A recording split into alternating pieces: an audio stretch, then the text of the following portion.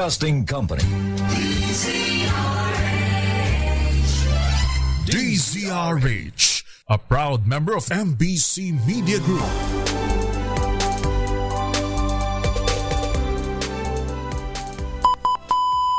Oras 4:08 a.m.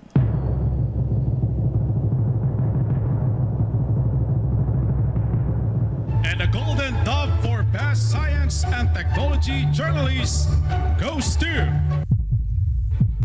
Angelo Palmones, DZRH. Ito na ang 28th KBP Golden Dove Awardee, Best Science and Technology Journalist, si Angelo Palmones sa Magandang Umaga, Pilipinas! DZRH, Magandang Umaga, Pilipinas! Sa DZRH Radio, DZRH TV at DZRH Online. Kasama si Kuya Angelo Palmones. Magandang Umaga, Pilipinas!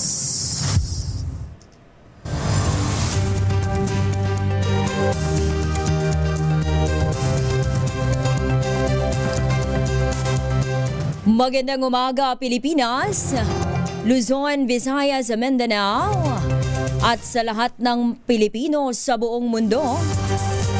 Ngayon ay August 14, 2025, isang araw bago ang payday. Sa ulo ng ating mga balita.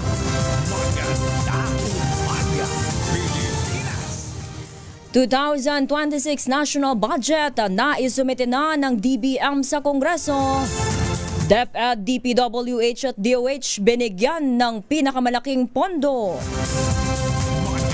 Magandang Umaga, Pilipinas!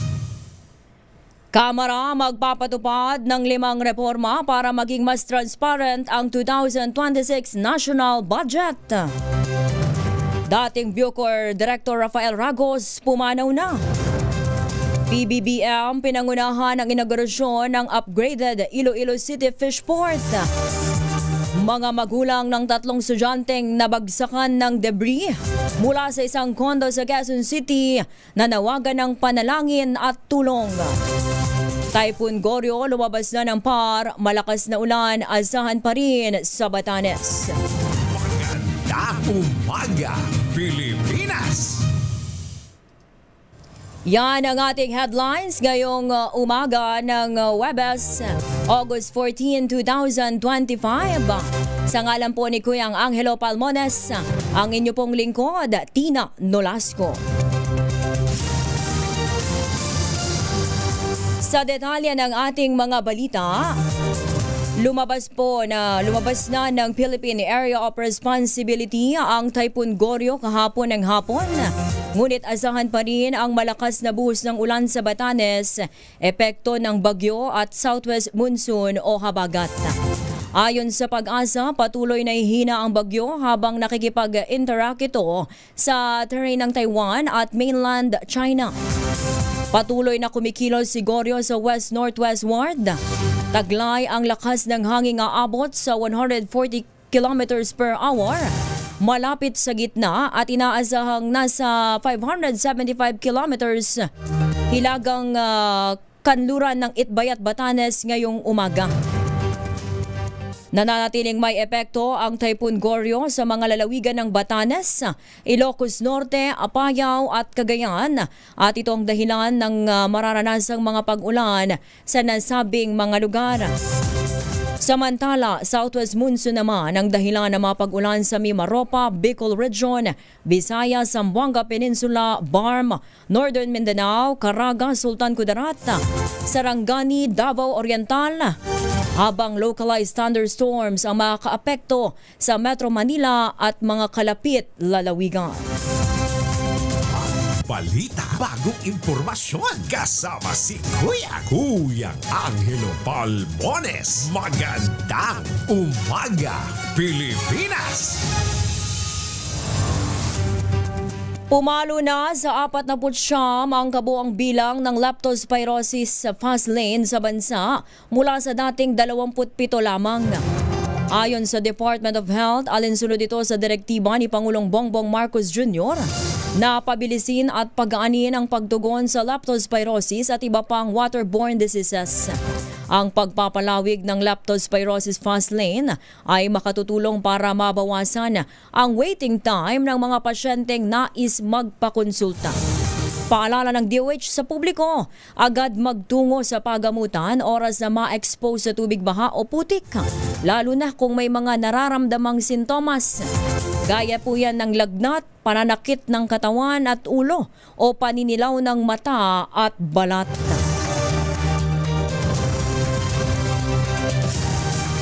Nagkasana ng investigasyon ng Quezon City Local Government sa condominium building kung saan nagmula ang bumagsak na tipak ng semento na nahulog sa 3 estudyanteng naglalakad sa kanto ng Tomas Morato Avenue at Dona Roses Avenue. Bahagi nito ang sinagawang inspeksyon sa Atherton Condominium at mandato sa administrator ng gusali na pag-alagay ng canopy sa harapan ng condominium at pagpapalit sa lahat ng palitada. Una nang tiniyak ng lokal na pamahalaan ng QC ang pagbibigay ng tulong sa mga biktima at pamilya nito sa ilalim ng Social Services and Development Department.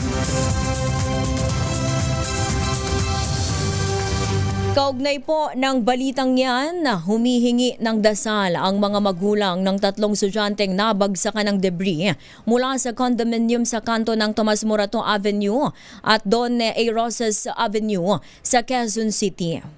Ito ay habang nasa critical na kondisyon ang isa sa mga estudyanteng nabagsakan at nakatakdang sumailalim sa surgery habang isa naman ay sugatan at lubhang na trauma.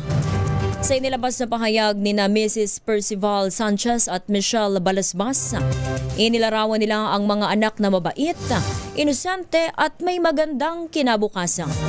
Lagi rin daw kasama sa top students sa klase ang kanilang mga anak na nagdudulot ng kaligayahan sa kanilang pamilya. Nanawagan din ang pamilya ng mga biktima para sa mas mabilis na investigasyon at mapanagot ang mga responsable sa insidente. Kinokonsidera rin nila ang paghahain ng reklamo at nagbigay ng mga detalye. Ito po para sa mga nais tumulong sa 3 estudyante na nabagsakan nga ng debris o ng palitada mula dyan sa condominium. Nananawagan po ng tulong pinansyal at ng panalangin ang pamilya nitong mga biktimang estudyante. Sa mga nais pong tumulong, maaaring magpadala sa mga sumusunod na account. Dito po sa account ni Mrs. Michelle Balasbas, ang kanyang BPI account number ay 0659520792. Again po, 0659520792. Yan po ay BPI account number ni Miss Michelle Balasbas. Samantala, ang account number o account name naman ni Percival Gabriela Sanchez o ang kanyang GCash number ay 0908-6193-201. Again po, 0908-619-3201. Sa mga nais pong magpaabot ng tulong pinansyal dito sa mga estudyante na ngayon ay nasa ospital pa at merong nasa kritikal na kondisyon. Magandang umaga, Pilipinas!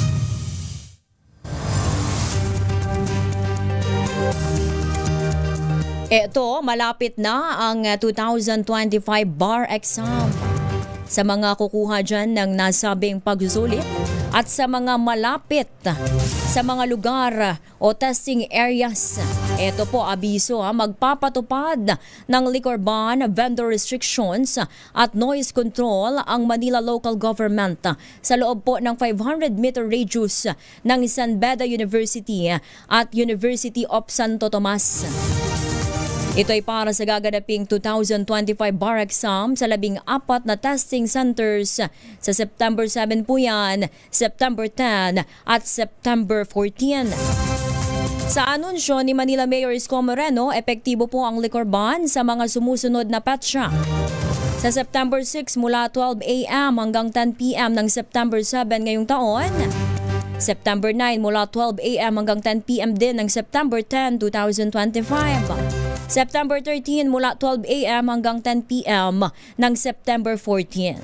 Epektibo po yung liquor ban. So sa mga nagnanais mag-inuman malapit dyan sa San Beda at UST, ay alalahanin niyo po ang petsyong yan dahil bawal muna ang mga nakalalasing na inumin.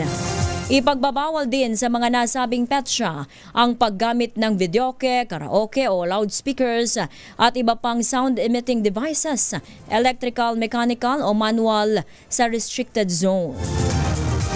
Bawal din po ang political rallies. Madami dyan no? At ang mga parada, parties, concerts at iba pang mga maiingay na pagtitipon.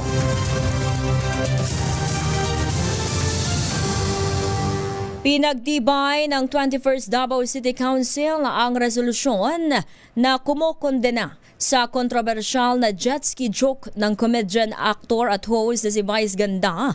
Patungkol nga po yan kay dating Pangulong Rodrigo Duterte. Inihain ni Konsehal Danilo Dayanghirang ang resolusyon bilang tugon ng konseho sa mga panawagang ideklarang persona non grata si Vice Ganda sa Davao City. Naniniwala ang konsehal na ang pagkondena sa biro ng komedyante ay may parehong bigat din nitong pagdedeklara sa kanya ng panawagang ideklara daw bilang persona non grata. Una nang sinabi ni Vice President Sara Duterte na pinauubayan niya sa Davao City Council ang desisyon kung idedeklarang persona non grata si Vice Ganda. Batay naman sa apo ni FPRRD na si Acting Davao City Vice Mayor Rigo Duterte II, mas maraming mahalagang isyu ang dapat pagtuunan ng Davao City Council at walang desisyon na nagdedeklarang persona non grata ang host. Wala pang reaksyon o tugon ng kampo ni Vice Ganda tungkol sa nasabing resolusyon. Maganda umaga, Pilipinas! Samantala, mga palpak at delayed na proyekto raw sa Iloilo, personal na pinuntahan ni PBBM. Ang detalye ng balitang yan ihahatid ni Arch 14, Let Narciso. Let. Personal na nag-inspeksyon si Pangulong Ferdinand Marcos Jr. sa ilang flood mitigation project sa Iloilo City. Partikular na binisita ng Pangulo ang flood control project sa Section 9 and 10 project sa Haro, Iloilo. Batay sa paglalarawan ng Presidente sa ginawang flood control project sa nasabing lugar, palpak o hindi nagawa ng maayos ang proyekto. Ayon kay Pangulong Marcos, inatasan niya na ang DPWH na panagutin at i-blacklist ang mga palpak na contractors. Dumaan rin ang convoy ng Pangulo sa Aganan Flyover sa Pavia, Iloilo para silipin ang proyekto na sinimulan noong 2019 pero hindi pa tapos hanggang ngayon. Base sa mga ulat, mali ang orihinal na disenyo at pagsusuri sa lalim ng pundasyon kaya kailangang ayusin gamit ang jet grouting. Ayon sa Presidential Communications Office, ang kontraktor ng proyekto ang siya ring gumawa sa Ungka Flyover sa Iloilo City na pansamantalang isinara dahil sa structural issues. Ito si Left Narciso para sa DZRH, una sa Pilipinas, una sa Pilipino.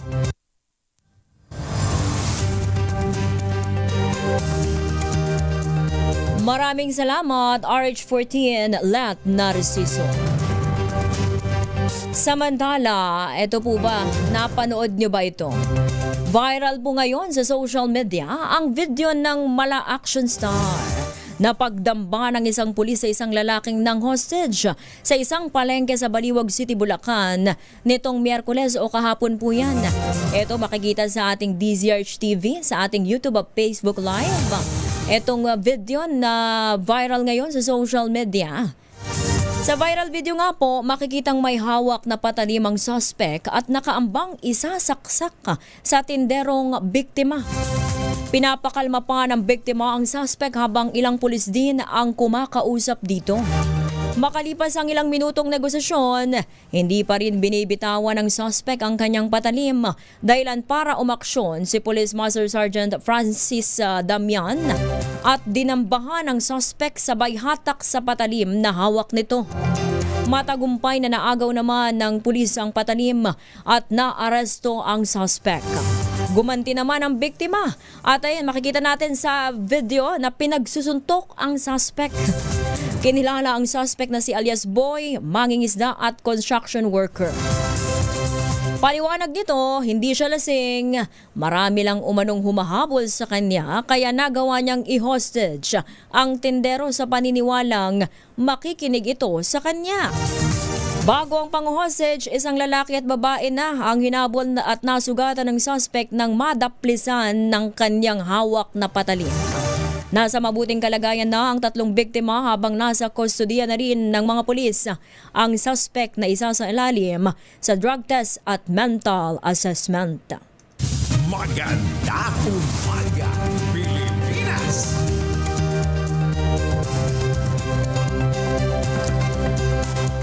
Eto po sa mga naghahanap sa pulis na yan at na maraming netizen ang natutuwa. Sabi nga ng ibang netizen, dapat yung pulis na yan ay ginagawaran ng parangal. Umani nga po ng papuri mula sa mga netizens at sa mga opisyal ng PRO3 at Bulacan Police Provincial Office. Ang mala action star nga, Cardo Dalisay o si Tanggol. Napagresponde ni Police Master Sergeant Francis Damian sa isang hostage-taking incident sa Baliwag, Bulacan nito nga pong Miyerkules. Kasunod ito ng viral video ng insidente kung saan nakita ang mabilis na pag-aksyon ni Damian para maagaw sa suspect ang patalim nitong nakaamba sa kanyang biktima. Hindi naman maipaliwanag ni Police Master Damian kung paano niya ito nagawa na inilarawan niya bilang tawag ng tungkulin. Ako po si P.M.C. Damian. Ako po nagtataka din kung paano ko nagawa yun. Kaya lang po siguro tawag ng tungkulin. Nagkataon lang ako kami duty. Kahit sino ko siguro yung polis nandun, ganun din gagawin. Mailigtas po yung biktima. Pati yung suspect. Basta ako kamahalaga, wala akong nangyayari sa amin. Papasalamat po ako. Nailigtas po namin parehas ng suspect. Biktima. Nagkataon lang ko talaga na kami duty. Pero kung iba po yung ganun din ako gagawin. Nakasigurado po ako. Si Police Master Sergeant Francis Damian, saludo po kami sa inyo. At sa iba pang mga pulis na kasama dyan na rumesponde nito ni Sir Damian. Samantala, nanawagan ang kampo ng isa sa mga pulis na isinasangkot sa kaso ng missing sa Bungero na ilabas ang affidavit ng 12 testigo laban sa whistleblower na si Julie Patidongan alias Totoy. Ayon kay Attorney Bernard Vitrolia, Legal Counsel ni Police Master Sergeant Joey Encarnacion, kailangan ito para makumpleto ang investigasyon ng Department of Justice sa naturang issue. Kumpiyansa si Attorney Vitrolio na makatutulong ang investigasyon para maabsuelto si Encarnacion at iba pang akusado dahil makikitaan niya sa affidavit na ang whistleblower o ni Patidongan na brothers lamang ang kumikilos na mistulang mga sindikato. Na ang direksyon ng affidavit ay yung mga tumistigo na mga dating tauhan ni Patidongan ay ang tinuturo ay yung Patidongan brothers, yung nakita sa CCTV nagwi-withdraw ng pera, yung may hablot-hablot na tao, at si Don Patidongan ang on the ground, sila yung may kinalaman sa mga nangyari doon at wala silang nakikitang mga pulis doon sa mga pangyayaring gano'n. So, yun po, maliwanag na walang ebidensya sa aking client na si Encarnacion kung ito ay lalabas dahil doon pa lang walang overt acts na tinatawag natin. Si Encarnacion ang itinuturong may-ari ng palaisdaan na umano'y pinagtapunan ng mga labi ng missing sa Bungero. Pinutol at kinumpiska ng Meralco katuwang ang City Engineering ang mga kawad ng kuryenteng ilegal na nakakabit na sa loob ng Manila North Cemetery. Kasunod ito ng mga natanggap nilang ulat na marami sa mga naninirahan sa naturang sementeryo ang may iligal na koneksyon ng kuryente. Inalmahan ito ng ilang residente na umano'y mayroon namang metro at nagbabayad din ng bill sa Meralco. Meralco din. Mismo Meralco nagtabi ko dito. Wala po magkakabili ako. Mismo Meralco, dito ha, ewan ko sa kanila. Ewan ko sa kanila. Kailangan ko ang kuryente. Paano na ho yan? Wala nang kuryente. Eh di pag hinika ako, tuloy-tuloy na ako magtutsugi. Isusugod ako sa ospital, patay na ako. Nakasubmitted din po kayo? Oo, submitted ho. Nagbabayad naman kayo? Oo. Ang bayad mo lang. Ano sabi po ng taga Meralco? Eh, wala daw silang ano, kasi yung nagpa-submitted, isang ano lang daw po yung isang ano lang daw. Matatandaang sunod-sunod ang ikinasang clearing operation sa Manila North Cemetery kung saan hinakot na ang mga nakaharang sa daan maging ang ilang videoke machine na itinatago sa loob ng musileo na ginawa ng tahanan.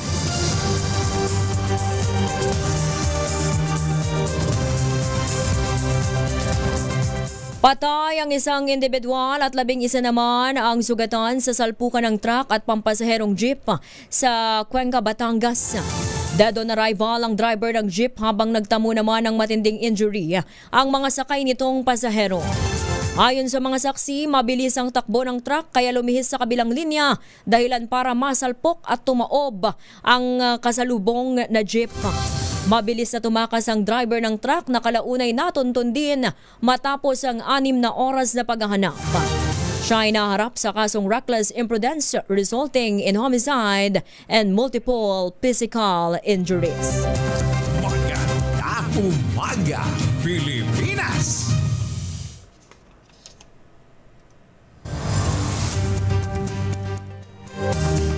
Hello sa ating mga nakatutok ngayon. Si Hermogenes Cardenas, si Rebelito Magallones, pati na rin si Ivy Gutierrez at si Cecil Santos. Pagbati dyan sa Tayug, Pangasinan, Ivy Gutierrez. Si Ma'am Cora Caburaw dyan din sa Pangasinan ay nakatutok. Si Enrico Lapot, si Tony Tupas, si Alan Agtarap, si Merly Carbonell at si Banong. Pati na rin si Ron Aquino dyan naman sa ating YouTube Live ay nakatutok. Mamaya at alamin natin dahil ang DepEd, DPWH at DOH daw ang binigyan ng pinakamalaking pondo sa ilalim nga ng panukalang 2026 National Budget. At ang Kamara magpapatupad daw ng 5 reforma para maging mas transparent ang 2026 National Budget. Ito malungkot namang balita, si dating Bucor Director Rafael Ragos ay pumanaw na. Abangan po natin ang mga detalye ng mga balitang yan sa pagbabalik ng Magandang Umaga, Pilipinas. Magandang umaga, Pilipinas! Kunot no kamang kapag makapit, madakit at malupit ng mancha, all you need is pride. At mapahirapan ang self-con sa pride, easy at worry-free naman ang laundry. At triple stain away formula, tanggal ang matitinding mancha based on tensor chocolate, pad and sabon and cotton. Gawa po ito ng ACS.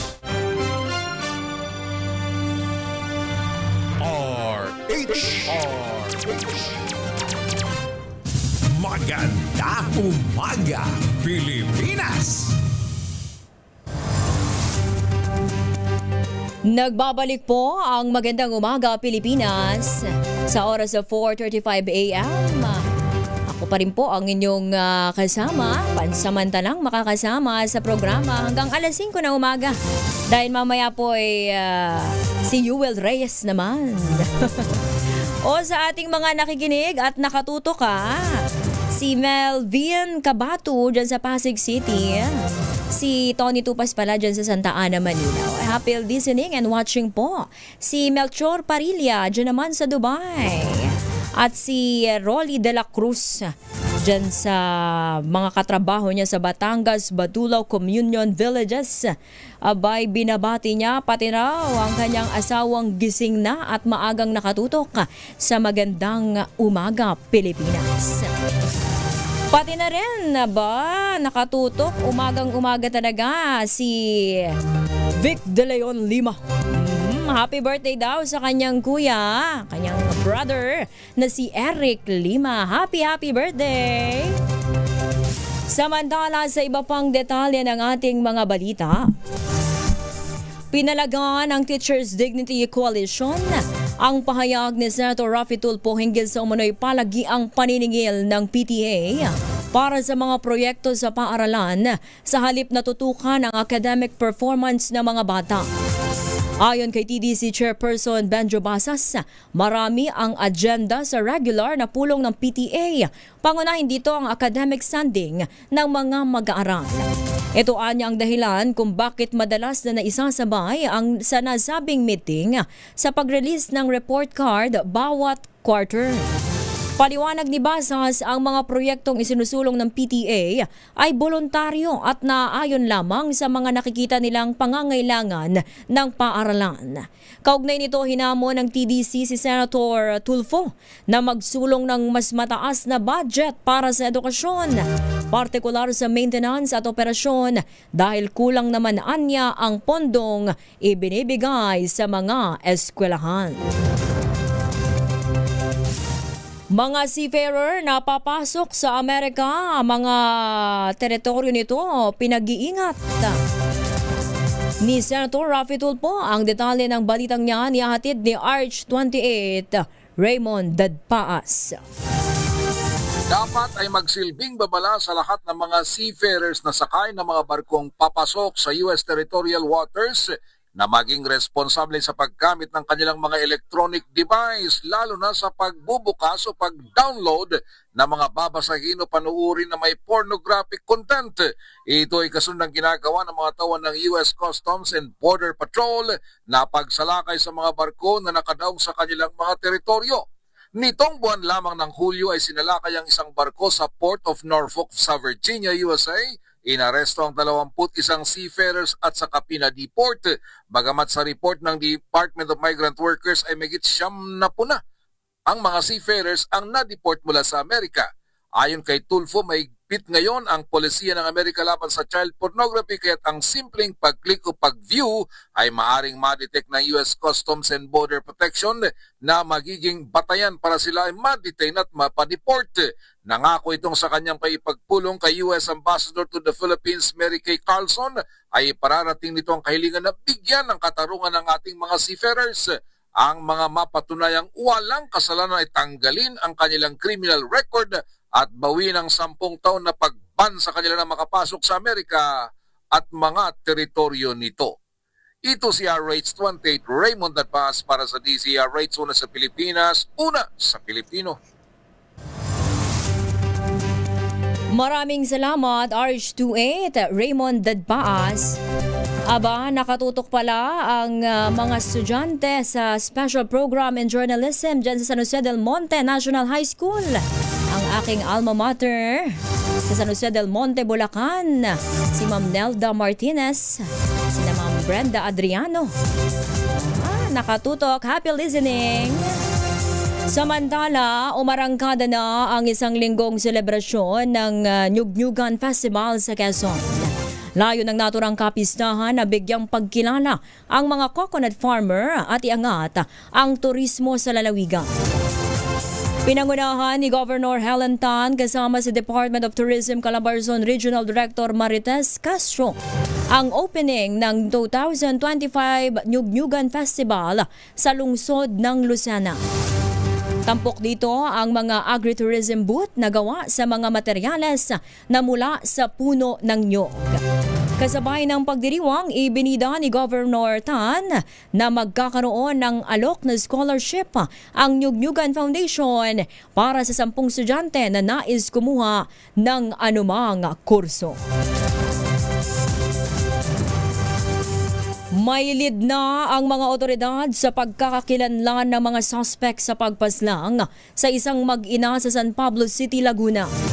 Ayon sa pulisya, may tinitingnan na rin silang mga posibleng motibo sa pamaril na ikinasawi ng 30 anyos na si Rhea Lunar at kanyang 11 buwang gulang na anak. Matatanda ang pinagbabaril ang mag-ina sa loob ng kanilang eatery noong nakaraang Biyernes.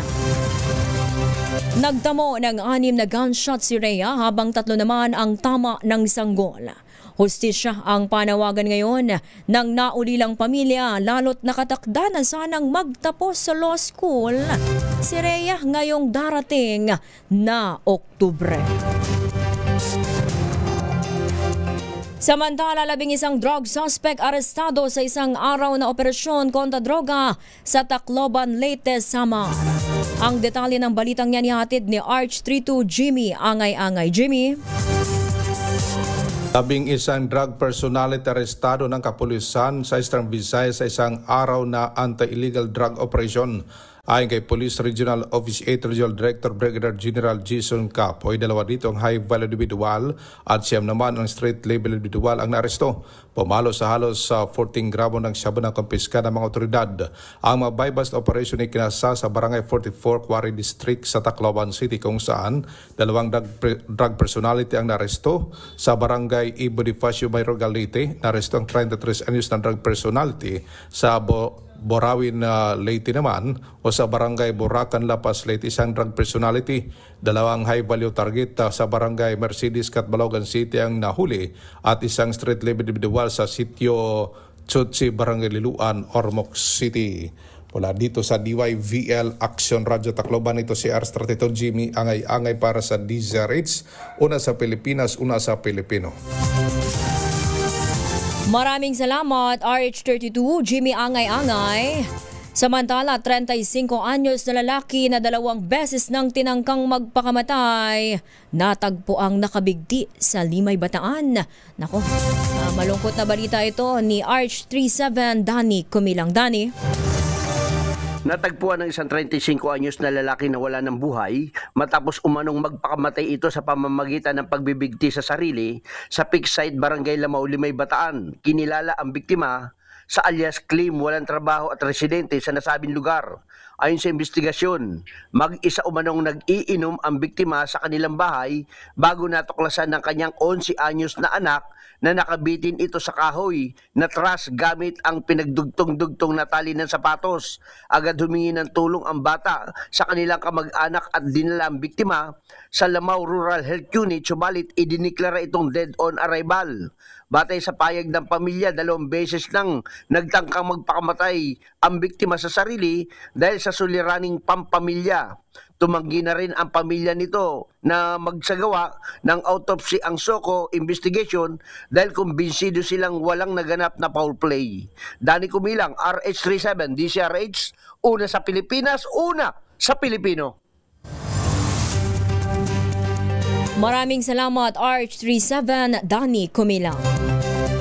Samantala, pumanaw na po si dating Bureau of Corrections o Bucor Director General Rafael Ragos sa edad na 70.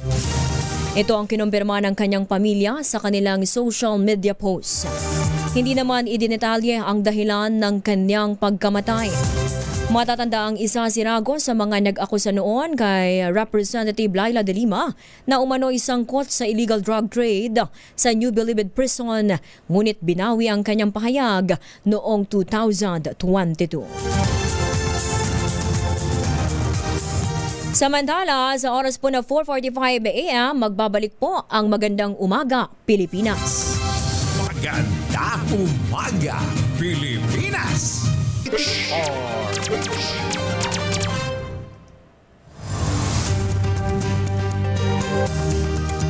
Nagbabalik po ang Magandang Umaga, Pilipinas. Sa mga nakatutok sa ating Facebook at YouTube Live, si Mark Anthony Pareha, si Mark Aaron Danao, si Domingo Nagares, Hummingbird, Nathaniel Passion, Alberto Perez dyan sa Baclaran, Parañaque City, si Joey Gerardo dyan naman sa Abulog, Cagayan. At sa ating Facebook naman, si Mirna Lopez, happy morning!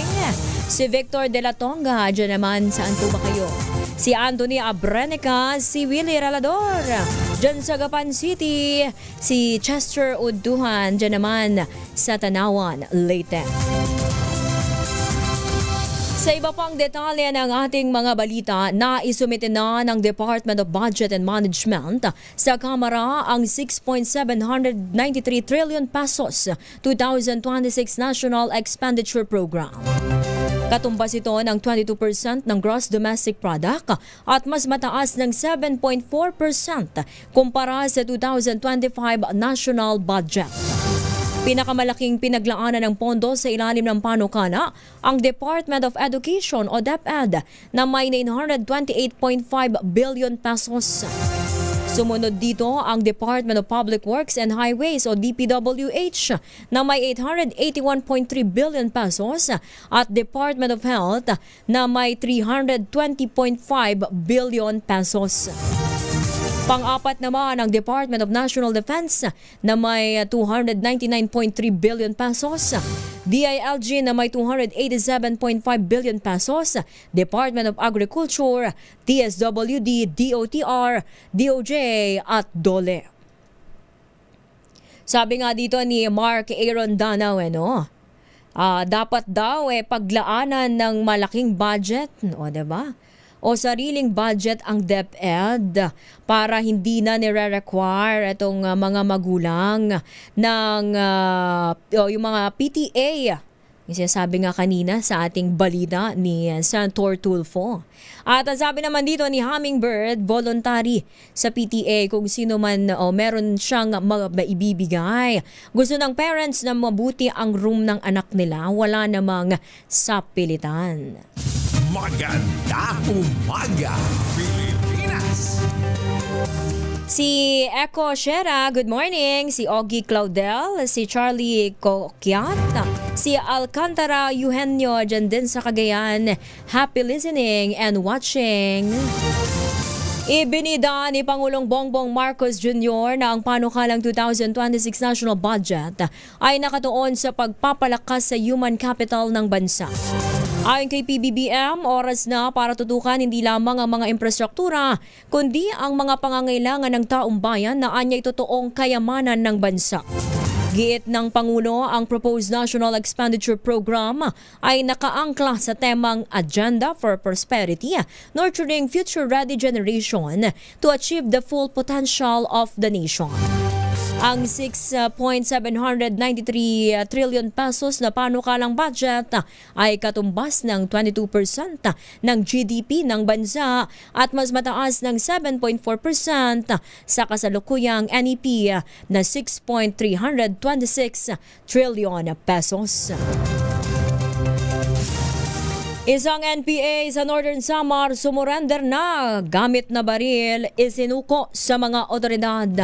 Ang detalye ng balitang yan ihatid ni Arch 34 Jane Galit Bantayan. Jane? Isa na namang miyembro ng New People's Army sa lalawigan ng Northern Samar ang nahikayat ng otoridad sa pamamagitan ng isang negosasyon na sumurinder at nagbalik loob ito sa First Northern Samar Provincial Mobile First Company. Isinuko rin ito ang kanyang baril. Residente ang nasabing NPA ng Sitio Kabangahan, Barangay Makinli, Bayan ng Katarman. Ang matagumpay na negosasyon at pagsuko nitong miyembro ng New People's Army sa lalawigan ay naisakatuparan dahil na rin sa tulong ng Katarman Municipal Police Station. Ayon sa report ng PNP, ang nasabing NPA ay nakilala sa kanyang alias si Tiboy at may alias rin na Ariel, 22 taong gulang, residente ng Barangay Makinli, Katarman at isa itong magsasaka. Kabilang ito sa listahan ng PSR at dating Communist Terrorist Group member na nabibilang naman sa Squad 3 sa pamumuno ng kanilang squad leader na nakilala na si alias Pasoy at Commander Owed ng SDG FC1 SRC Emporium na nag-ooperate sa mga lugar ng una at pangalawang distrito sa lalawigan ng Northern Samar. Samantalang isinukong arma sa isang caliber 38 arms core na may boradong marka at serial number. Ang nasabing NPA ay kasalukuyang nasa kustudiya ng First Northern Samar Provincial Mobile First Company at siniguro naman ng kapulisan na ito ay makakatanggap ng tulong mula sa gobyerno. Mula sa Aksyon Radyo Katarman, RH34 Jane Galit Bantayan ng DZRH, una sa Pilipinas, una sa Pilipino. Maraming salamat, RH34 Jane Galit Bantayan. Malugod na tinanggap ni House Speaker Ferdinand Martin Romualdez ang panukalang 6.793 trillion pesos na pambansang budget ni Pangulong Ferdinand Marcos Jr. para sa 2026 na tinawag nitong budget para sa mamamayang Pilipino. Tema ng 2026 National Budget Expenditure Program, ang agenda nga for prosperity, nurturing future-ready generation to achieve the full potential of the nation. Na nakatuunaan niya sa mga pamumuhunan na direktang tumutugon sa mahalagang pangangailangan ng bawat pamilyang Pilipino, kabilang na ang dekalidad na edukasyon para sa mga bata, abot kamay at abot kayang serbisyong pangkalusugan, pagkain sa pagkainan, ligtas at matiwasay na mga komunidad.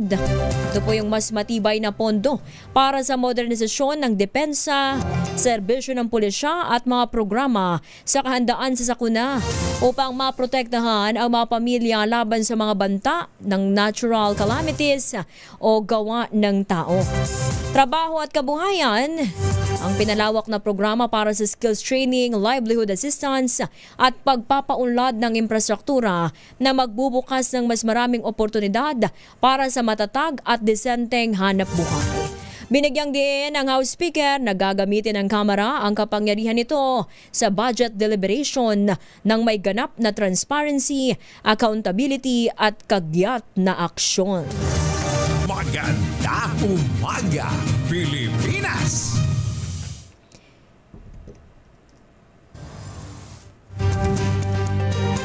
Samantala, 39 anyos na lalaki arestado matapos mahulihan ng 100,000 pesos na halaga ng shabu sa San Nicolas, Pangasinan. Ang detalye ng balitang yan ihatid ni RH38 Freddy Fajardo. Timbog ang suspect na isang 39 anyos na si alias Rap-Rap, residente ng Barangay Poblacion San Nicolas, Pangasinan, matapos masamsam sa kanilang tahanan ng 4 na plastic sachet na naglalaman na hinihinalang shabu na tumitimbang ng 16.1 grams at may standard drug price na 109,480 pesos. Batay sa ulat ni San Nicolas OIC Chief of Police Captain Joseph Mejia na nakarating sa tanggapan ni OIC Provincial Director Colonel Marbil Mercolio, alas 8 ng gabi nagsilbi ng search warrant na pinalabas ng RTC Tayug ang kanyang mga tauhan sa bahay ng suspect kasama ang ilang barangay official nang halugugin ang bahay nito at dito nasamsam ang mga illegal na droga. Sa ngayon ay nasa kustodiya ng San Nicolas Police Station ang suspect at naharap sa kaso ng paglabag sa Republic Act 9165 o the Comprehensive Dangerous Drug Act of 2002.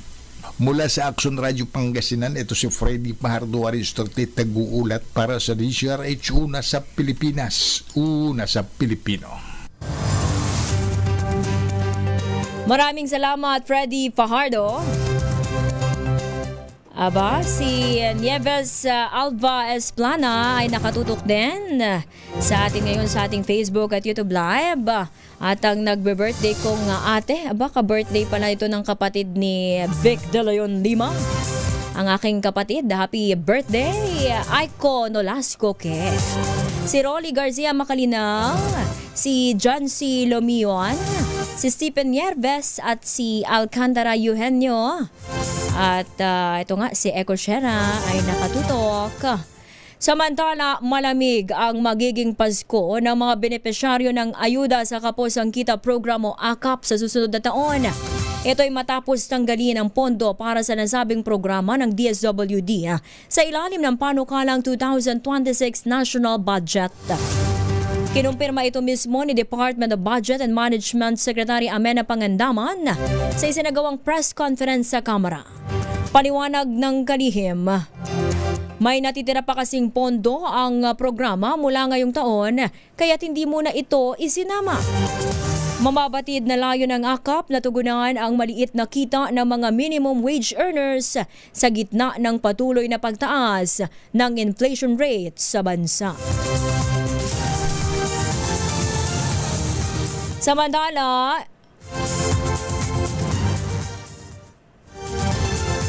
alamin natin may pag-uulat si Joy June Balirete. Akol, dyan sa radyo natin Lawag, sa Northern Samar, ang ating US correspondent, si US President Donald Trump daw umaasa na palalawigin pa ng US Congress ang pagkontrol ng DC Police dyan lampas sa 30 araw na limitasyon. Ang detalye ng balitang yan ihatid ni Joyjon Balerete Akol. Hinili ngayon ni US President Donald Trump ng pangmatagalang extension mula sa US Congress upang mapanatili ang kontrol sa Metropolitan Police Department o DC Police. Ito ay bahagi na rin ng pagtulak ng Pangulo na sugpuin ang krimen sa buong Estados Unidos.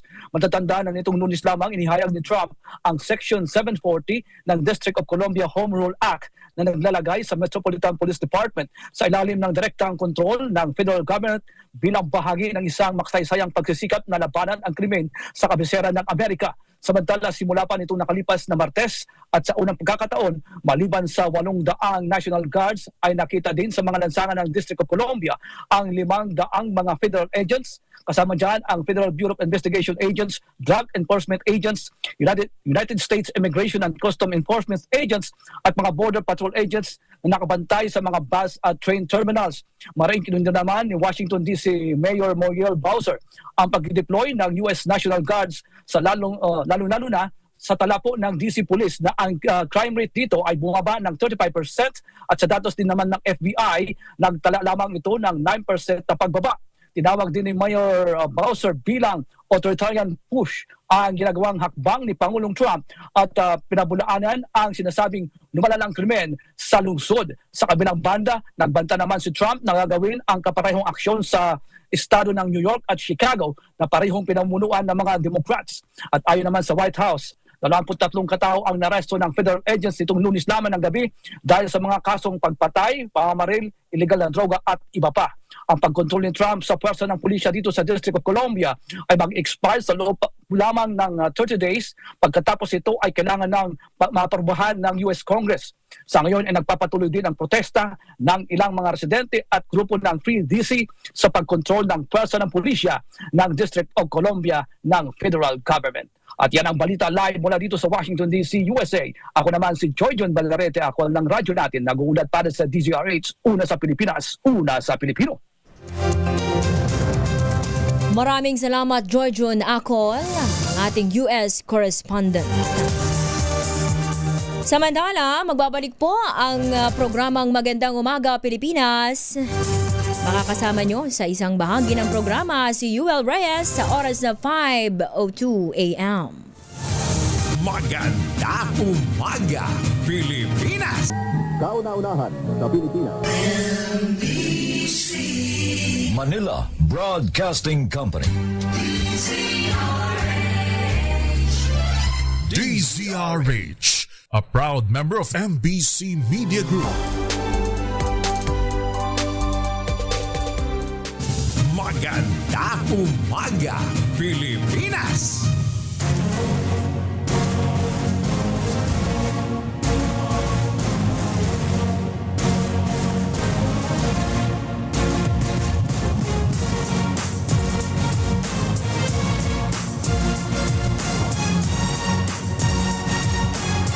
Magandang Umaga Pilipinas! Headline!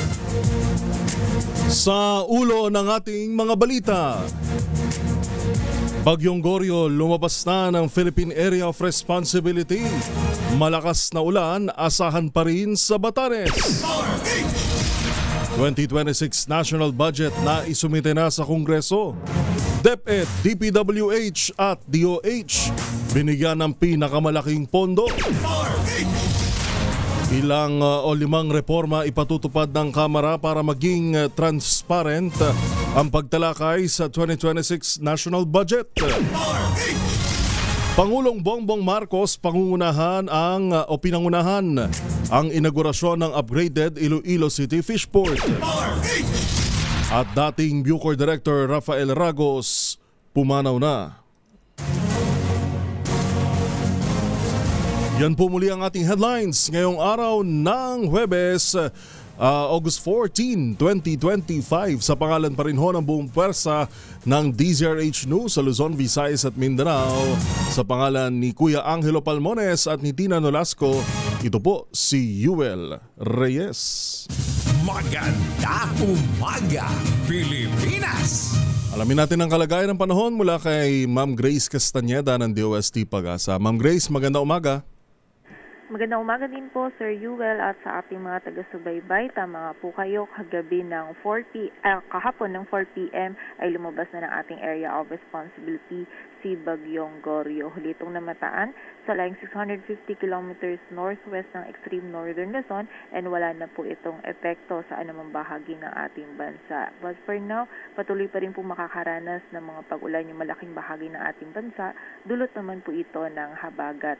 Dito po sa Metro Manila, maging sa bahagi ng Ilocos Region, Calabarzon, Mimaropa, Bicol Region, buong bahagi ng Visayas, Zamboanga Peninsula, Northern Mindanao, Caraga, Zambales, Bataan, Pampanga, Tarlac, Bulacan at Davao Oriental ay magiging mataas pa rin po yung chance ng mga pagulan, pagkilat at pagkulog dulot nga po nitong habagat. Posible pa rin yung mga katamtaman at kuminsan ay mga malalakas na pagulan, lalong-lalo na po yan sa malaking bahagi ng Visayas at Mindanao, kaya doble ingat pa rin sa posibilidad ng mga pagbaha at pagguho ng lupa. Samantala sa nalalabing bahagi po ng ating bansa, may mga isolated na mga pagulan pa rin na mararanasan, dulot naman ng mga localized thunderstorms. And sa kasalukuyan, wala na rin po tayo nakataas na gale warning, kaya malay makapalaot yung mga kababayan natin mga ngisda, pati na rin yung may mga maliliit na sasakyang pandagat.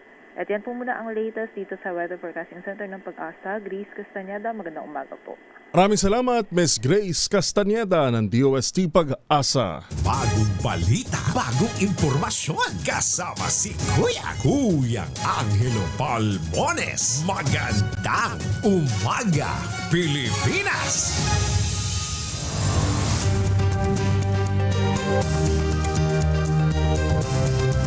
Oy, gising na, bango na, kape-kape na, alas 5:08 na ho ng umaga sa mga nanay at maging sa tatay na namamalengke ho ngayon. At gusto malaman ang presyuhan ng mga pangunahing bilihin sa iba't ibang palengke. Punta tayo sa Sangandaan Market sa Caloocan. Nandun ang ating kasamang si RH23 Edwin Duque. Edwin, bumaba na ba ang presyo ng gulay? Good morning. Well, good news ito ngayon sa mga mamimili ngayong umaga dito sa Sangandaan Market sa Caloocan dahil ayon sa mga vendor, pag gumaganda na yung supply at mababa na rin yung ibang supply kaya nagbaba na rin sila ng presyo. Yung presyo ng ampalaya na umabot ng 300, mabibili mo ngayon ng 220 at magagandang klase na ito. Habang itong kalabasa na umabot ng 80, mabibili ng 60 to 70. Ang kamatis, meron ng 50 to 60 pesos sa bawat kilo. Yung labanos, nasa 120 na mula sa dating 180. Ang talong naman, bumaba na rin hanggang 180 o 160 hanggang 180 pesos bawat kilo. Na nitong nakalipas na mga araw, umabot pa ito ng 200 pesos. Ang luya ay 180, sibuyas, nasa 160 pesos pa rin na bawat kilo. Sa bawang naman ay 160, habang itong sayote na umabot ng 80 pesos, ngayon ay bumaba ng hanggang 50 to 60 pesos bawat kilo. Ganon din sa repolyo na umabot ng 180, ngayon ay umabot ng 150 bawat kilo. Ang pechay bagyo ay bumaba na rin ng hanggang 150. Ang pechay Tagalog 150, nagkahalaga ito at nakahalos umabot ng 200. Habang itong patatas naman, ito yung medyo mataas-taas pa. Nasa 80 pesos pa rin yung bawat kilo. Ang siling labuyo, meron na ring 350 at merong 380 mula sa dating presyuhan na 400 pesos bawat kilo. Ganun din itong siliga panigang na meron na ring 320 hanggang 360. Ang dahon ng sili, medyo mataas-taas pa yung nasa 380 yung bundle nito. Nakaraan ay umabot pa ito ng halos 400 pesos bawat kilo. Ang broccoli naman ay nasa 220 Ang itong imported 240, amang yung local naman ay 160 bawat kilo. Ang siling bacopa ay nasa 180 bawat kilo. Sa presyo naman ng mga karne, ito medyo good news pa rin dahil mababa rin yung presyo ng mga karne. Ang manok ay nasa 240. Habang ang baka naman ay 445. Ang baboy, 350. Itong pork chop, 340. Ang giniling, 340. Ang pataunahan o ulihan ay 260. Ang pataunahan naman ay 320. Nasa 400 pesos pa rin ang presyo ng limpo. Ganon din ang kambing, nasa 500 pesos. Mahilig naman sa ulot pa, makukuha ng 460 at ang papaitan ay 250 pesos bawat kilo. Sa presyo ng bigas, merong 32 pesos. Ang pinakamatas nito ay 70. Yung dinurado, nasa 70 hanggang 80 pesos. Yung balagkit, merong 80 at merong 100 pesos bawat kilo. Yeah, Joel, ating price monitoring report mula pa rin dito sa Sangadan Market sa Caloocan, RS23. Edwin Duque nagulat sa Disa Race, una sa Pilipinas, una sa Pilipino. Maraming salamat, RH23, Edwin Duque.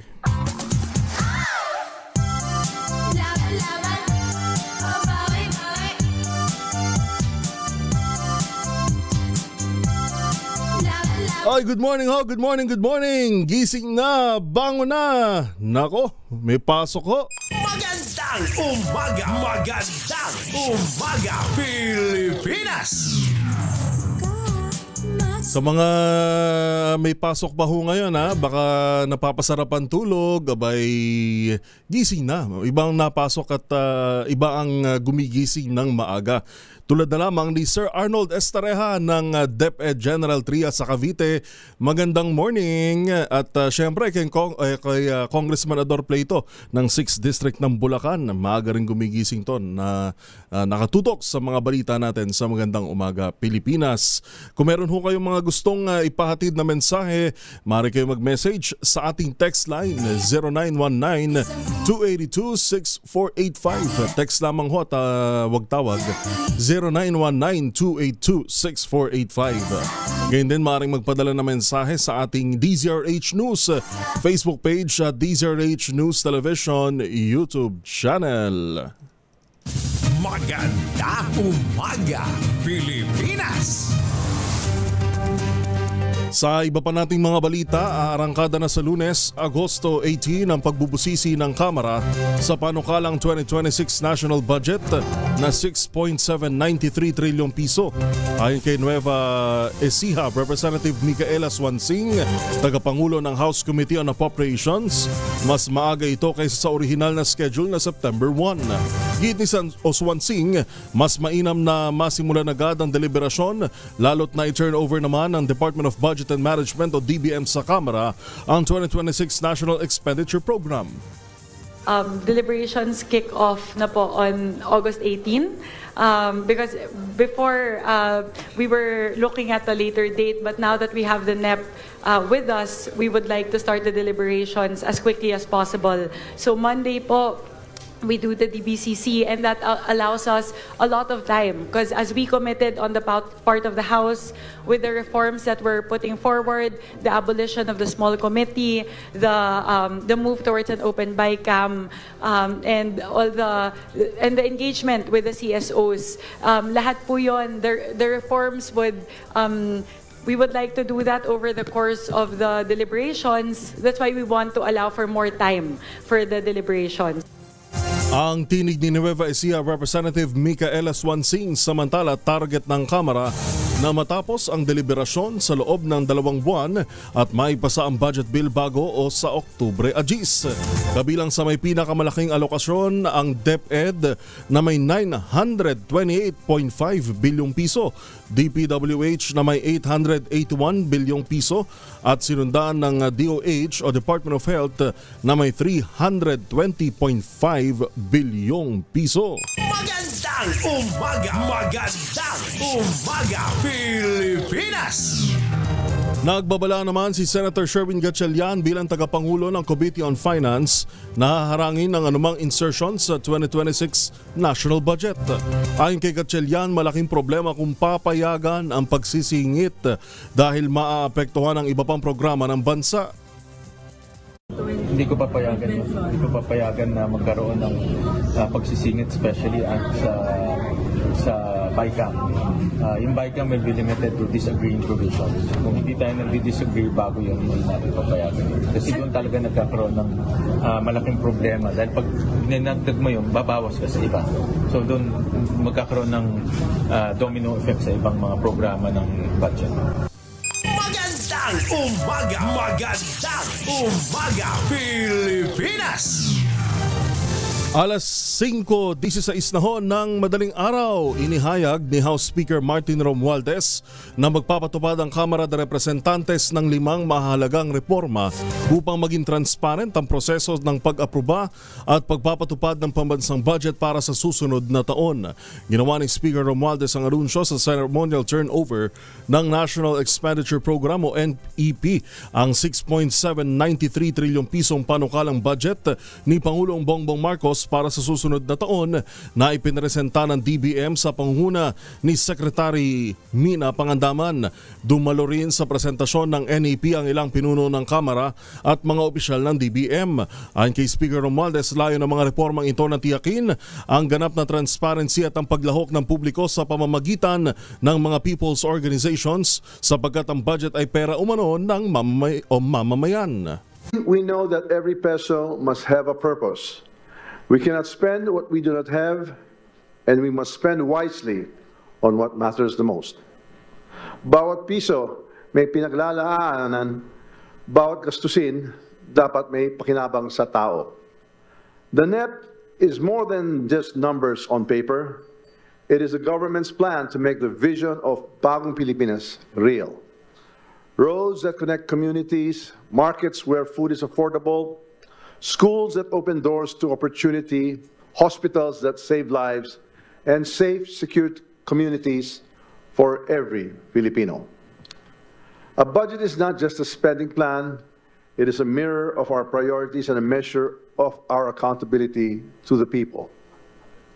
And because this is the people's money, the process of crafting it must be transparent, inclusive, and worthy of public trust. Ang tinig ni House Speaker Martin Romualdez. Bagong balita, bagong impormasyon. Kasama si Kuyang Angelo Palmones. Magandang umaga, Pilipinas! Kay Enrico Laput na maagang sumusubaybay sa DZRH, ganun din kay Ferdinand Rakit, ganun din kay Lourdes Villanueva, kay Miss Marilu Geronimo na namamalengke rin ngayon, Robert Tan, Emily Peñalba ng Albay, gayon din kay Ivy Gutierrez ng Tayug, Pangasinan, at Nick Pareha ng South Cotabato. Oras natin, alas 5:19 na ho ng umaga. Magandang umaga, Pilipinas! Mga misis, sa may araw ba si Mr. pag-uwi galing ng trabaho abay dalian sa germ sa katawan nila? Para labanan ang amoy araw at amoy pawis, gumamit ng Shield Pad Soap regularly. Unbeatable ang Shield sa paglaban sa germs versus another brand may shea butter. Pampalambot ang kuti sa presyong abot kaya 12.50 SRP. Kaya naman recommended ito ng Philippine Nurses Association. Kaya mga misis ay challenge yung subukan ng Shield Bath Soap. Galit sa sakit may malasakit, sulit na Maga Pilipinas!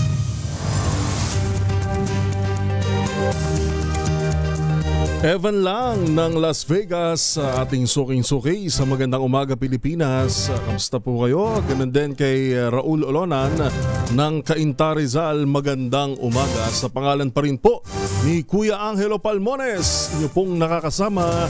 Ito po si Yuel Reyes. Sa oras natin na alas 5:26, tanggap tayo ng report sa labas ng himpilan. Sa rahong babae ang sugatan matapos pagsasaksakin ng dating kinakasama sa Sampaloc, Maynila. Detalye ng balita RH29. Boy Gonzales. Boy. Yuel, sugatan ng isang 40 anyos na babae matapos na saksakin muna ng kanyang dating kinakasama sa loob ng kanilang bahay sa Barangay 564 sa Sampaloc, Maynila. Kinilala ng Manila Police District ang biktima na si Louis Ong.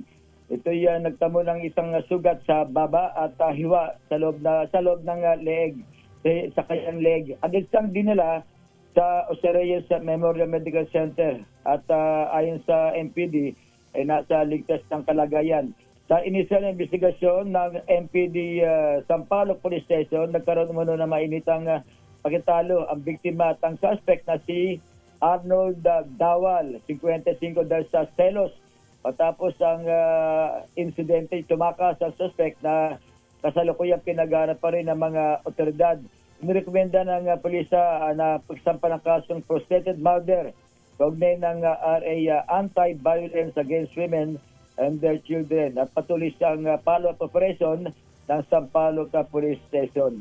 Ito si Boy Gonzales para sa DCRS, una sa Pilipinas, una sa Pilipino.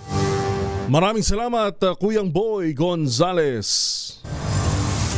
Alas 5:28 na ho na umaga. Ako, hindi na biro yung sunod-sunod na yung mga report natin itong mga nakaraang araw. Mamaya ipapakita ho natin yung ating hotline para sa mga nangangailangan ng tulong. Hindi ho physical, kundi emotional help.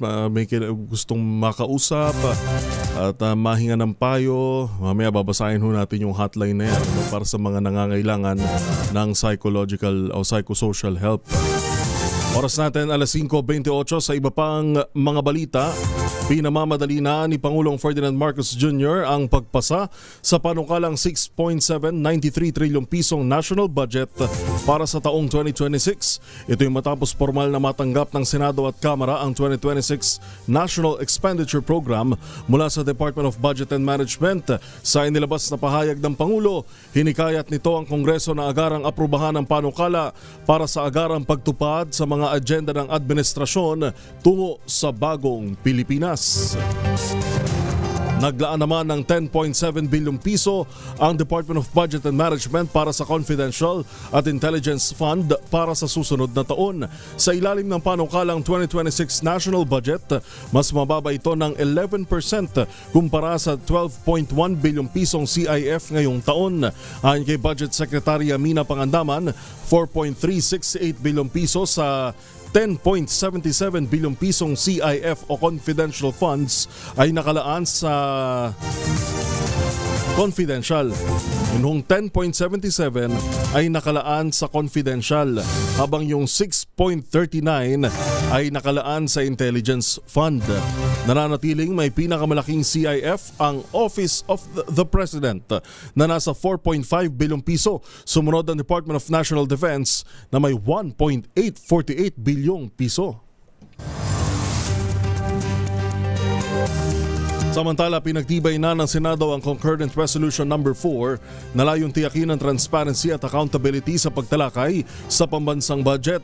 Kabilang sa pinagtibay ang pagla-livestream ng budget process kasama ang PICAM at paggawa ng matrix para mas madaling maintindihan ng publiko ang mga pagbabago sa pondo. Kabilang pa rito ang paglalagay ng translation base sa dialekto ng bawat rehiyon o lugar sa bansa. Nakapaloob din sa Concurrent Resolution ang pag-upload sa website ng Senado at Kamara ng lahat ng mga dokumentong may kaugnayan sa budget process. Alas 5:30 na ho ng umaga, gising na, bango na! Magandang umaga! Magandang umaga, Pilipinas! Nagpahayag ng suporta ang Young Guns ng Kamara de Representantes sa itinutulak na reforma ni House Speaker Martin Romualdez para maging transparent at people-focused ang panukalang 6.793 trilyong pisong National Expenditure Program ngayong o sa susunod na taon. Sinabi ni na Deputy Speaker Paulo Ortega V, Deputy Speaker Jay Conghun, Deputy Majority Leader Ramon Gutierrez, Deputy Majority Leader Ernix Jonicio at ilan pang mga Deputy Majority o Deputy Speaker na ang budget message ng Pangulo para sa 2026 ay naglalatag ng malinaw at kapanipaniwalang roadmap para sa bagong Pilipinas. Isang bansa kung saan ang bawat pamilya ay maaring umasa na o sa magkakaugnay na komunidad, apot kayang pagkain, accessible na edukasyon, dekalidad na serbisyong pangkalusugan at ligtas na mga pamayanan. Binigyan din ng Young Guns sa mga prioridad sa budget ng Pangulo, katulad ng edukasyon, kalusugan, seguridad sa pagkain, trabaho, infrastruktura, kapayapaan at katatagan. Tinitingnan ng mga mambabatas sa mga ito bilang mga pangakong dapat pangalagaan sa pamamagitan ng mga reformang ipatutupad ni Speaker Romualdez sa proseso ng pagtalakay ng budget.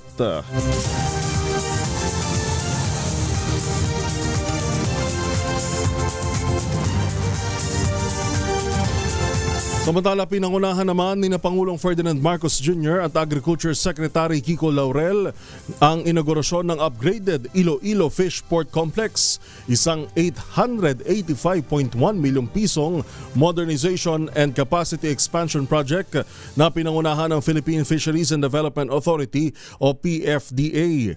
Ang Iloilo Fish Port ay nag-iisang PFDA Regional Fish Port sa Visayas at magsisilbing mahalagang hub para sa kalakalan ng isda at agro-fisheries businesses ng Western Visayas. Ang lokasyon at espasyo ay angkop sa inter-island trade at inaasahang magpapalakas sa aktibidad ng ekonomiya sa rehiyon. Alinsunod sa pangarap ni Pangulong Marcos para sa green-powered structure, ang complex ay nag-ooperate na ngayon ng 390 kilowatt peak solar system na pinalakas ng 1,152 solar panel modules. Ang mga ito ay kinabit sa mga pangunahing istruktura, kabilang na sa bagong market hall, refrigeration at cold storage buildings, commercial at administration buildings at mga pampublikong palikuran. Ayon kay Laurel, ang tagumpay na ito ay sumasalamin sa nagkakaisang misyon na ihatid at ilapit ang mga mahalagang serbisyo sa mga nakadepende sa karagatan. Nagbibigay rin ito ng pag-asa sa maraming umaasa sa yaman ng karagatan.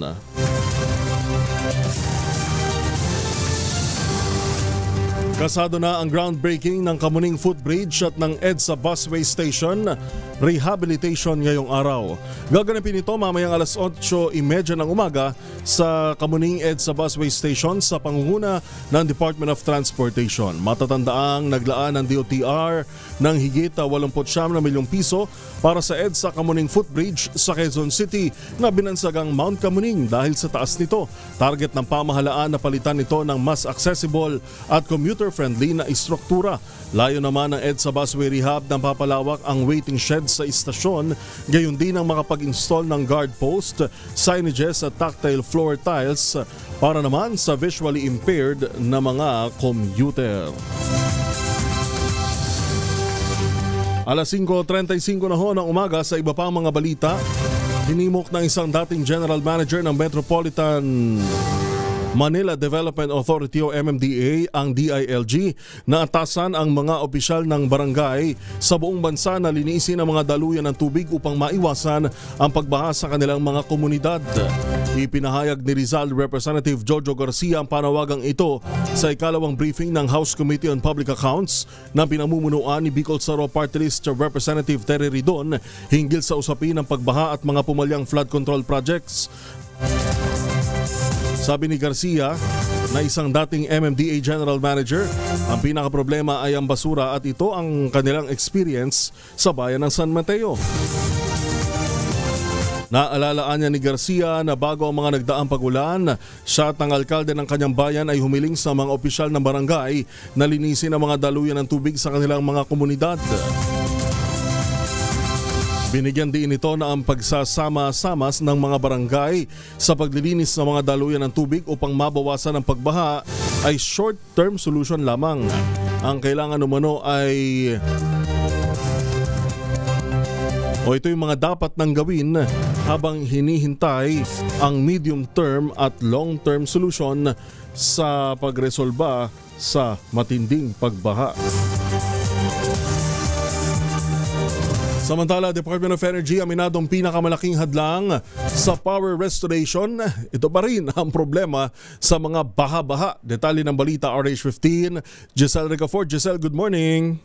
Good morning, Yuel. Binigyang diin nga ng Department of Energy na ang malawakang pagbaha ang pangunahin at pinakamalaking hadlang ngayon sa agarang power restoration. Bagamat agad daw na ide-deploy kasi ang mga lineman at repair crew sa sandaling makisama ang panahon, kadalasan pa rin naaantala ng ilang araw o linggo ang restoration dahil sa baha na lagpas na sa initial timeline. Ayon sa DOE, hanggang noong July 31, 5 araw matapos lumabas ang mga bagyo sa Philippine Area of Responsibility, mahigit 5 kabahayan pa rin sa mga low-lying area sa Bulacan ang wala pa rin kuryente dahil may baha pa rin sa kanilang lugar. Sa Pangasinan, 5 araw din daw na brown out sa mga binahang lugar doon dahil hindi makapasok yung mga repair crew hanggat hindi bumababa yung tubig. Sinabi ni Energy Yusek Felix William Fuentebella na kagaya ng idinidiin ni Pangulong Bongbong Marcos, kailangan mo nang masolusyonan ang problema sa pagbaha hindi lamang para sa kagiyat na recovery, kundi para sa long-term resilience o kahandaan ng Pilipinas sa mga kalamidad. Ito si Giselle Ricafort para sa DZRH, una sa Pilipinas, una sa Pilipino. Thank you. Maraming salamat, RH15 Giselle Ricafort. Magandang umaga! Magandang umaga, Pilipinas! Alas 5:38 ng umaga. Ang oras na yan ay hatid sa inyo ng Champion Detergent para less time sa labada, more time sa pamilya. Department of Health. 5:44 na ho ng umaga. Nanawagan si Senator Bongo sa pamahalaan na tuparin ang pangako na makamit ang zero balance billing para sa mga mahihirap na pasyente tulad ng binanggit ni PBBM sa kanyang SONA. Sa kasalukuyan, ang zero balance billing ay ipinatutupad lamang sa mga ward section ng government hospitals, ngunit may mga mahirap na pasyente na hindi mapigilan na magpunta sa private hospitals lalo na kung emergency cases. Kaya mensahe ni Senator Go sa PhilHealth, paggandahin ang benepisyo at pataasin ang coverage ng mga pasyente dahil marami pa rin ang nababaon sa hospital bills. Kaya mensahe pa o dagdag pa ng senador, huwag tipirin ang mga pasyente dahil ang pondo ng PhilHealth ay pera ng taong bayan. Naman natin mapigilan na huwag kayong magpa-admit sa private hospital at doon kayo sa government hospital. Pero pag malaki po ang sasagutin ng PhilHealth, mas malaki pong tulong yon na hindi na sila humingi ng guarantee letter. Bakit nagtitipid ang PhilHealth? Pwede nyo namang gamitin ito sa mga pasyente, di wala kayong excess. Binuksan ng National Food Authority o NFA ang kanilang 18 warehouse sa Central at Northern Luzon itong Miyerkules para magbenta ng 20 pesos bigas o 20 bigas meron na. Pangunahing inisyatiba ni PBBM, ang mga kwalipikado magsasaka ay mga nagsaka ng 2 hektarya o mas mababa pa sa ilalim ng Registry System for Basic Agriculture ng Department of Agriculture at makabibili ng bigas na 20 pesos kada kilo hanggang 10 kilo kada buwan o 50 kilo na alokasyon mula Agosto hanggang Disyembre 2025. Batay sa RSBSA data, tinatayang 5 milyong mga magsasaka at manggagawa sa bukid ang kwalipikado sa sandaling ganap na mailunsad ang programa. Upang suportahan ng rollout, ang kadiwa ng Pangulo at Food Terminal Inc. ay ilalagay sa NFA warehouses upang magbenta ng 20 pesos kada kilo ng bigas na ang supply ay binili ng NFA direkta sa mga magsasakang Pilipino. Alas 5:46 ng umaga, labas muli tayo ng ating himpilan pagresponde ng PNP sa hostage taking na nangyari sa Baliwag, Bulacan. Ibinidang pasok sa 5-minute response. Detalye ng balita, RH5, Val Gonzalez. Val, good morning. Good morning, Kuya Yuel. Ikinatuwa ni Philippine National Police Chief General Nicolas Torre III ang mabilis na responde ng Baliwag City Police Station sa nangyaring hostage taking sa Baliwag Public Market. Ayon kay General Torre, pasok sa 5-minute response ang pagtugon ng pulisya. Sa katunayan, aniyay inabot lamang ng 3 minuto nang makarating sa crime scene ng mga pulis. Sa report na nakarating sa Campo Crame, nagsimulang i-hostage ng armadong lalaki ang isang 16 anyos na binata 1:35 ng madaling araw kahapon na i-report naman sa Emergency 911 1:40 at 1:43 ay nakarating na ang mga pulis na unang nagresponde. Dahil dito ay nakatanggap ng papuri ang mga miyembro ng Baliwag City Police Station dahil naiwasan ang posibleng pagkamatay na dulot ng mistulang eksena sa pelikula na hostage taking. Nasampa na rin ng patong-patong na kasong arestado at nakakulong na suspect. Ako si Val Gonzales, DZRH, una sa Pilipinas, una sa Pilipino. Maraming salamat, Val. Magandang umaga! Magandang umaga, Pilipinas! Samantala, mga anak ng tinawag na Mujahideen ng MNLF at MILF formal na nagtapos sa Comprehensive Youth Transformation Program. Balita mula sa Mindanao ni RH19, Jun Dimakutak. Jun. 110 ang kabuang bilang ng mga anak ng mga tinaguriang mujahideen ng MNLF at MILF ang formal na nagtapos sa Comprehensive Youth Transformation Program o CYTP sa Cotabato City. Ang mga nagtapos ay mga kabataang lumaki sa mga MNLF at MILF camps mula sa iba't ibang panig ng Mindanao na mas lalong hinasa ang mga skills sa larangan ng agriculture, construction at technology. Sa mensahe ni BARM Chief Minister Abdul Rauf Makakwa na siyang naging guest of honor sa graduation rites, ang inisyatibang ito ay pakikiisa umano sa pagdiriwang ng International Youth Day na sumasalamin sa commitment ng BARM leadership para sa moral governance at sa peace process na armasan ang mga kabataang Moro ng ballpen at papel sa pamamagitan ng edukasyon. Ang layunin ng CYTP ay upang magbibigay umano ng daan para sa susunod na mga henerasyon ng Bangsamoro na maging productive, resilient at peace-driven members ng ating community ayon pa kay ICM Makakwa.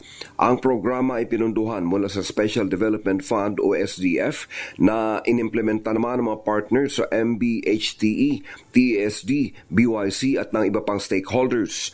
Ang Youth Transformation Program, ayon pa rin kay ICM Makakwa, ay nagsasaan ng paglalakbay ng Bangsamoro mula sa tunggalian patungo sa kapayapaan na nagbukas ng maraming oportunidad sa mga kabataang Moro na mabago at maiangat ang buhay sa pamamagitan ng edukasyon. Hangad at dalangin ni ICM Makakwa sa mga kabataang nagtapos na ang kanilang mga tinamong kaalaman ay magsisilbisa ng ilaw ng pag-asa at kaunlaran para sa mas matatag na Bangsamoro sa hinaharap. Mula sa Bangsamoro Region, Mindanao, RH19, Jun Dimakutak, DZRH, una sa Pilipinas, una sa Pilipino. Maraming salamat, Jun. Magandang umaga! Magandang umaga, Pilipinas! Ang ating malakas promo. Nasaan ang ating malakas promo? Oras natin 10 minuto na lang at alas 6 na ng umaga. Ang ating malakas promo ay nag-iikot sa Barangay Kanlurang Nayon sa Quezon City. Kaya lakasan nyo na ang inyong radyo, baka kayo na ang susunod na mag-uwi ng 1,000 piso. Magandang umaga, Pilipinas!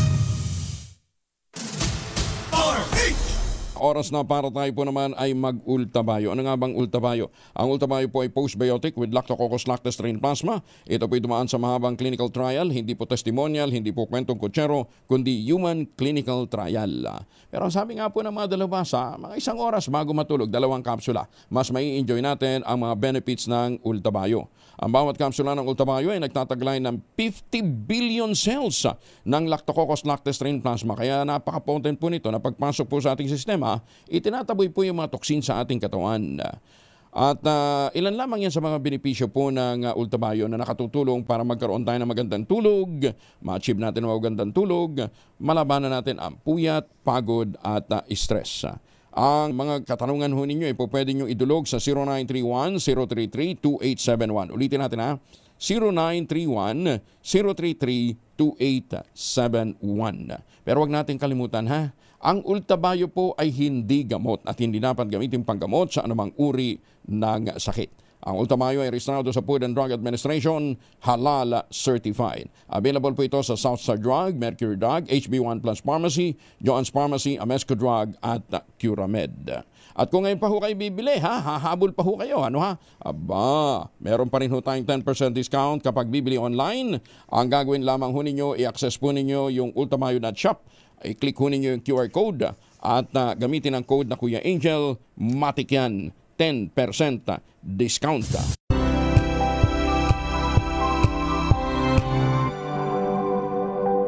Ay, buti na lang itong mga taga Quezon, bukod ho sa nyog, meron din ho silang mga cacao beans na pinagkakakitaan. Kaya hindi sila masyadong nervyoso kapag ganitong umuulan at maapektuhan yung kanilang mga palayan. Sa tulong nga po ni Dr. Helen Tan, yung pong mga planting material ng cacao galing Davao, hinakot po yan para maitanim sa ilalim po ng mga nyugan dyan po sa lalawigan ng Quezon. Kaya ngayon ay nagpuproduce na ho sila ng dekalidad na cacao beans pinaprocess para maging tangerine chocolate. Ang tangerine chocolate po ay brand ng mga magniniyog dyan po sa lalawigan ng Quezon. Para po sa inyong mga inquiries, sa inyong mga orders, makipag-ugnayan po sa 0919-095-5935. May mahigit 10 variants yan ng tangerine chocolate na mga raw material. Galing din po sa ani ng ating mga magsasaka. I-check po ninyo sa tangerinechocolate.ph. Ang sabi nga po ni Dr. Helen Tan, sa mga tangkilik natin ng tangerine chocolate, pinalalakas natin ang loob ng ating mga magsasaka, pinalalakas natin ang ating lokal na ekonomiya. Tangerine chocolate, 100% gawang lokal, but taste and looks global dahil tinulungan po ito ng DOST at ng DTI. Tangerine chocolate, 100% gawang atin. Tayo naman bilang mga Pilipino ay dapat na tangkilikin. Kaya doon sa mga pauwi abroad, huwag nang magpasalubong ng imported na tsokolate. Meron ho tayong locally made na tangerine chocolate.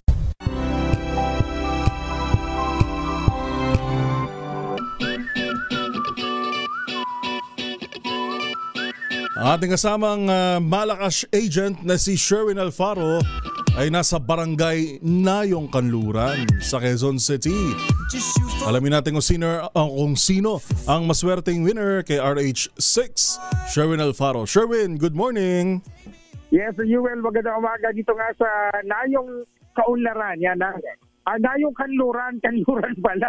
Nayong Kaunlaran. Nayong Kanluran dito sa may West Avenue ito sa may Quezon City, District 1. Talaga namang malakasan kung makinig ng radyo. Itong ating, hindi na makinig ng radyo, manood sa kanyang cellphone at hanggang sa TV sa kanyang kwarto. Itong si pangalan nyo po? Alan Carillo. Si Tatay Alan Carillo. Tatay Alan, palaging DZRH ang pinanonood mo. Opo, every start ng 3 o'clock in the morning hanggang kay Jerry and Anthony. You know? Hanggang dire-diretso na yun, hanggang 2x2. Bakit DZRH ang pinanonood nyo? Normal yung balita. Kumbaga parang hindi nakakarindi sa tingan po araw-araw politics and everything. Sa kanila real news o real talk. Ayan, dahil normal lang balita, normal din nakita ang ang katawan mo ngayong umaga. Ito, meron kang 1,000 pesos. Maraming salamat po, DZRH. Hindi po ina-expect na madayo kayo dito sa lugar namin. At syempre, hindi lang yan dahil fan ka ng DZRH. Palagi kang tumututok ng DZRH. Ano ba trabaho? Grab rider po. So panggabi. Opo. At pagkatapos ng iyong ride sa gabi, ito pag umaga, nagsusunin ka sa DZRH, pampantok. Opo, pampantok. Pampantok. Ito, may dagdag pampantok. Meron kang DZRH grocery, meron kang DZRH na imbag na bigas, meron kang DZRH t-shirt at DZRH umbrella. Ano masasabi mo, kuya? Ay, maraming salamat sa DZRH.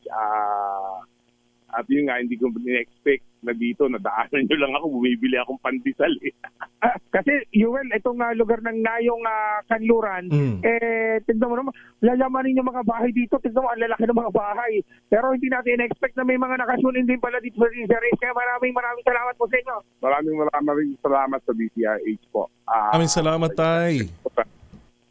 Sa inyong lahat. Yuel, mga kapitbahay natin dito, tignan mo, bumibili ng pandesal. Naka-burless lang yan, Pero ito nga nais manalo ng 1,000 pesos. Lagi tumutok sa DZRH. Kaya naman, baka kayo nasusunod natin winner sa DZRH Malakas Promo RH6. Sherwin Battle para DZRH. Una sa Pilipinas. Una sa Pilipino. Tutok lang! Tutok na sa DZRH Radio, DZRH Facebook, DZRH YouTube at DZRH TV. Baka ikaw na ang susunod na winner sa DZRH Mas Malakas Promo! Thank you, Sherwin. Tiniyak ni Speaker Martin Romualdez na sisiguruhin ng Kamara de Representantes na bawat piso sa panukalang pambansang budget para sa 2026 ay may malinaw na pagkakagastusan at magdadala ng konkretong benepisyo sa sambayanang Pilipino. Ang 2026 NEP na katumbas ng 22% ng GDP ay 7.4% mas mataas kaysa sa kasalukuyang 6.32 trillion budget na may mas malaking pondo para sa edukasyon, kalusugan, social protection at seguridad sa pagkain upang mapanatili ang pag-usad ng ekonomiya. Binigyan din ng House Leader na ang NEP ay more than numbers on paper at kumakatawan sa plano ng pamahalaan na gawing realidad ang bisyon ng bagong Pilipinas. Magandang umaga, Pilipinas!